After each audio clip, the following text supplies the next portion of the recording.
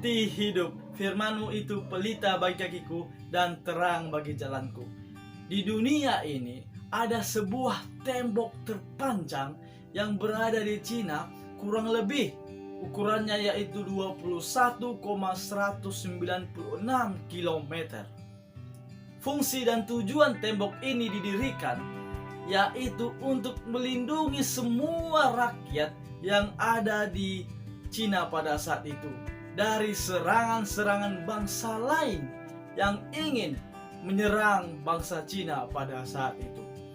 Saudara-saudara sekalian, begitu juga ketika bangsa Israel keluar dari tanah Mesir menuju tanah Kanaan, mereka juga diberikan tembok oleh Tuhan, tembok rohani, supaya mereka tidak menyimpang ke kiri, tidak menyimpang ke kanan, dan supaya mereka tetap lurus jalannya, dan supaya mereka tetap dilindungi aman oleh naungan Tuhan saja. Bisa kita buka di dalam Ulangan pasal yang ke-10 ayatnya yang ke-12 sampai yang ke-13. Maka sekarang, hai orang Israel, apakah yang dimintakan daripadamu oleh Tuhan Allahmu selain dari takut akan Tuhan Allahmu, hidup menurut segala jalan yang ditunjukkannya, mengasihi Dia, beribadah kepada Tuhan Allahmu dengan segenap hatimu dan dengan segenap jiwamu. Ayat ke-13, berpegang pada perintah dan ketetapan Tuhan yang kusampaikan kepadamu pada hari ini, supaya baik keadaanmu. Perlu kita garis bawahi, supaya baik keadaanmu. Nah, perintah yang sudah diberikan Tuhan kepada bangsa Israel pada saat itu, itulah tembok pelindung mereka. Seringkali mereka tidak berlindung di dalam tembok itu. Makanya lah ketika mereka keluar daripada tembok itu atau tidak melakukan perintah-perintah Tuhan itu, mereka akan menyimpang, mereka akan melakukan dosa-dosa. Tapi ketika mereka berada di dalam tembok itu, melakukan hukum Tuhan yang sudah mereka dapatkan, yang Tuhan sudah berikan sebagai tembok pelindung bagi mereka, mereka akan tetap lurus jalannya bahkan hingga sampai ke tanah Kanaan. Lalu bisa kita buka di dalam Ulangan 9 ayat yang ke-6. Jadi ketahuilah bahwa bukan karena jasa-jasamu Tuhan Allahmu memberikan kepadamu negeri yang baik untuk diduduki. Sesungguhnya engkau bangsa yang tegar tengkuk. Nah, ketika bangsa itu keluar daripada tembok pelindung itu, disitulah mereka disebutkan bangsa yang tegar tengkuk. Mereka sering sekali jauh daripada Tuhan. Lalu mengapa Tuhan tetap menuntun mereka ke tanah Kanaan?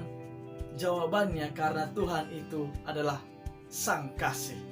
Karena Tuhan memiliki kasih karunia-Nya kepada mereka. Jadi itu bukan karena usaha yang dilakukan oleh bangsa Israel sehingga Tuhan menolong mereka. Mari kita belajar lebih dalam. Ketika seharusnya bangsa Israel sudah dituntun Tuhan untuk melangkah ke tanah Kanaan, ke tanah perjanjian itu, bukan karena usaha mereka. Seharusnya juga mereka lebih mengasihi orang yang berada di sekitar mereka juga, bahkan antar sesama mereka. Mereka harus tunjukkan kasih Tuhan yang sudah mereka rasakan.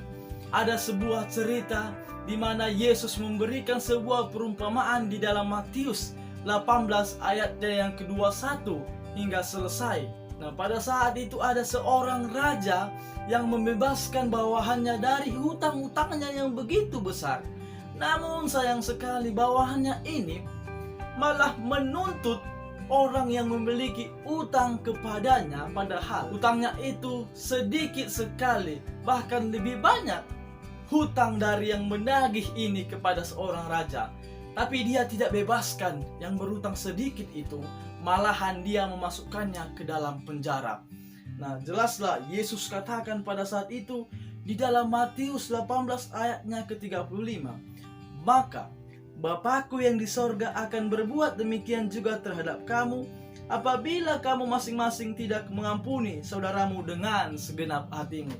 Nah, ketika Tuhan sudah memberikan kita kasih karunia dalam kehidupan kita. Kita ini sebenarnya manusia yang berdosa. Sering sekali kita melupakan perintah-perintah Tuhan.